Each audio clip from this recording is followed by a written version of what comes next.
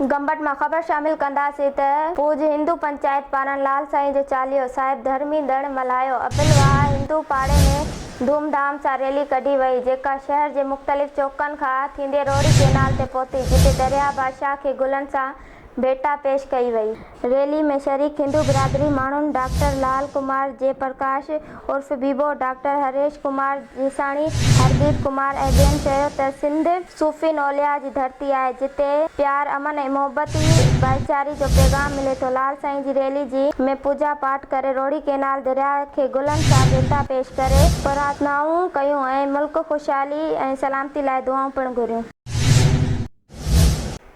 पिरालो में हिंदू बिरादरी जे चालीहे जो सालियानो तहेवार मल्हायो वियो। इन सिलसिले में मुल्क जे कुंड कुर्सीअ खां आयल हिंदू बिरादरी जे ज़ाइरीन समेत इलाइक़े जे हिंदू बिरादरी पारां गुल, मेवात ऐं ॿियूं सूखड़ियूं खणी पिरालो जे झूलेलाल मंदर खां सिंधु दरिया मां निकिरंदड़ पिरालो पुल अबिलवाह ते पहुची थधिड़ी जी मौसम जे याजियापण कई। उन मौक़े ते कनड़ियूं ऐं ॿिया तोहफ़ा दरिया जे हवाले रस्म निभाए। चालीहे जे निकितल रैली में हिंदू बिरादरी जे नौजवाननि तोड़े पोड़नि, ॾोखिलनि समेत ॿियनि साज़नि ते झूमरियूं ऐं गीत ॻाया। इन मौक़े ते हिंदू बिरादरी जे अॻुवाणनि चयो त थधिड़ी जो तहेवार वॾो अहम आहे, जंहिं में मिठी रोटी, हलवा पूरी घरनि में पहुचाए बिरादरी में तक़सीम कंदा आहियूं। राति जो विर्तु रखी करे पूजा पाठ कंदा आहियूं।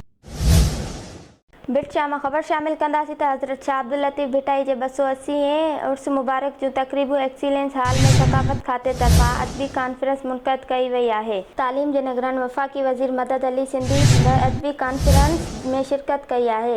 अल्ताफ़ मेमण समेत मुल्क जे मुख़्तलिफ़ इलाइक़नि मां वॾी अंग में अदबीन ऐं दानशूरनि पारां मुक़ालनि ज़रिए भिटाई खे भेटा पेश कयो पियो वञे। नाले वारे गुलकार बरकत फ़क़ीर पारां अदबी कॉन्फ्रेंस जी शुरूआत में शाह लतीफ़ जे वाई पेश कई वई आहे। कॉन्फ्रेंस 3 मरहलनि में जारी रहंदी। ॿिए पासे बिटशा में पांडेदड़नि जी ॿिए ॾींहुं बि आमद जो सिलसिलो जारी आहे। हर तरफ़ बेज भिटाई ऐं जे लतीफ़ जूं सदाऊं गूंजी रहियूं आहिनि। सिक्योरिटी जा इंतज़ाम बि सख़्त कंदे पुलिस सां गॾु रेंजर्स बि मुक़ररु कई वई आहे।